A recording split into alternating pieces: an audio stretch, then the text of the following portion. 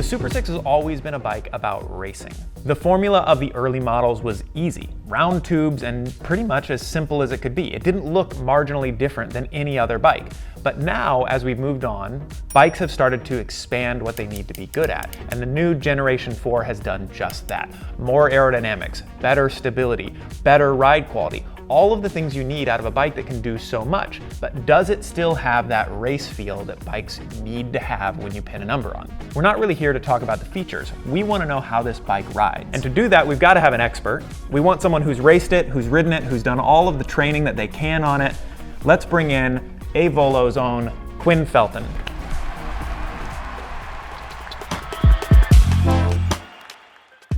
All right, so Quinn has been a professional cyclist for a few years. Quinn, why don't you just give us a little bit of info on you? How did you get started in road racing? Well, originally I started mountain bike racing actually, doing through the NICA League, the high school mountain biking, and then that slowly progressed into the roadside and getting more and more opportunities, and that kind of turned into where I am now. What about, have you had a result or something that you're really proud of on the team?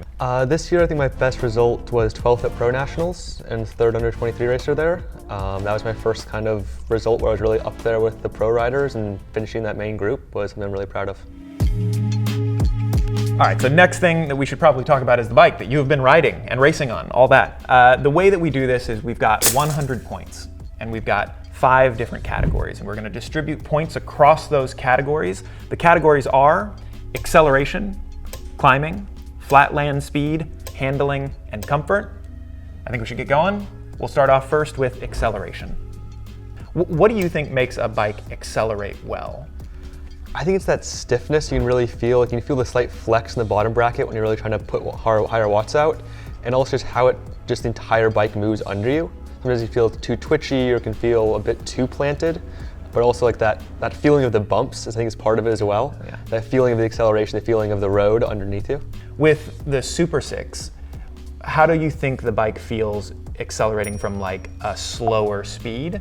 And then maybe after you're done talking about that, maybe tell me a little bit about how does it feel, once you're at speed? What do you think it does best? I think it does best at the higher speeds because it really has the aero advantage there and it can really just hit it hard.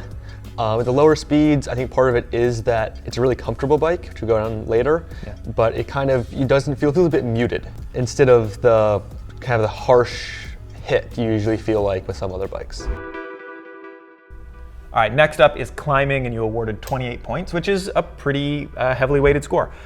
I would imagine that climbing on this bike would be great. I think Cannondale has done a really good job of slimming it down and lowering the weight, but there's more to it than that. What do you think goes into a bike that climbs well? I think it's definitely the weight is one part of it, but also just how it feels underneath you. In those long days in the saddle, it can't beat you up too much, but it also just has to feel good when you're on the hoods or up higher in the bike, and still able to put power down and have it feel confident and comfortable when you're putting power down those long climbs. On stuff that is maybe steeper and sharper and you're really high in your power range, how does the SuperSix feel?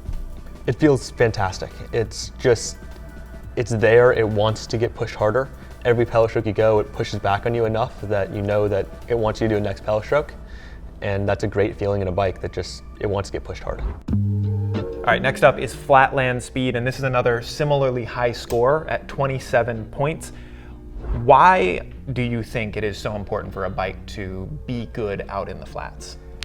That's where a lot of racing is. It's even a 10,000 foot day, you're only climbing for 10 or 20 miles of your 100-mile day. And that's also where it makes the biggest difference, is that the aero and the bikes can make the difference at 40 or 50K an hour speeds.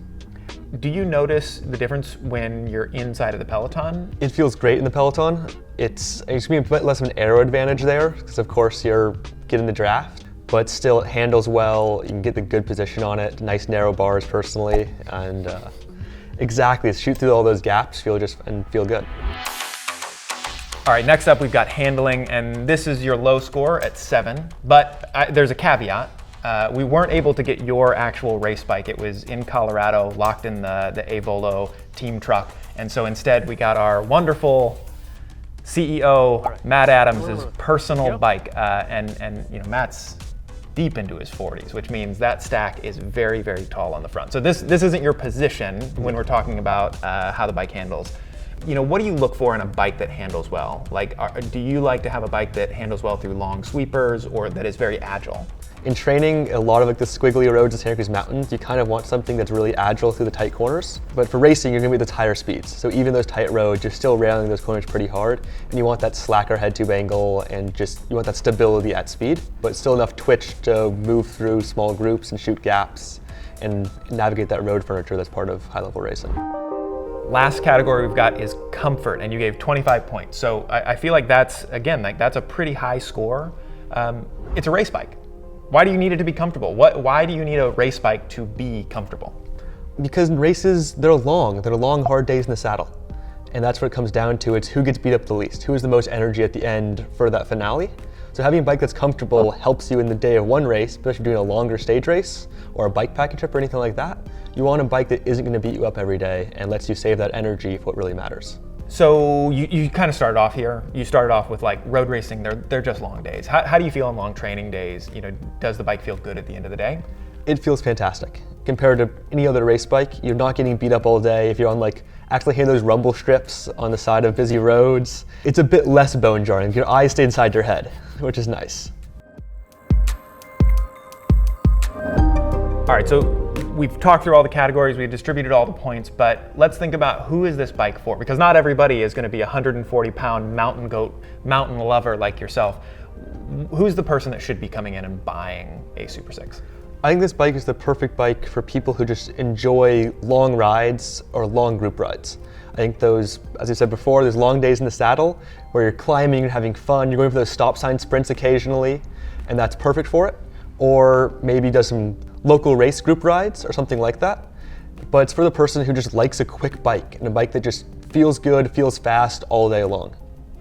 And that's it. That is the Cannondale SuperSix EVO. I think this is one of the most anticipated bikes of 2023. It looks good. I think that's one of the things that we didn't talk about that in terms of the performance, but like when you see the bike in person, it is really striking.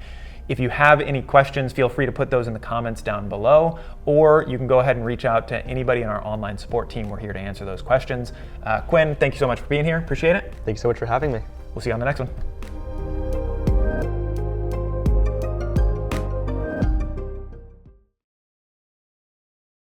So how old are you? 21.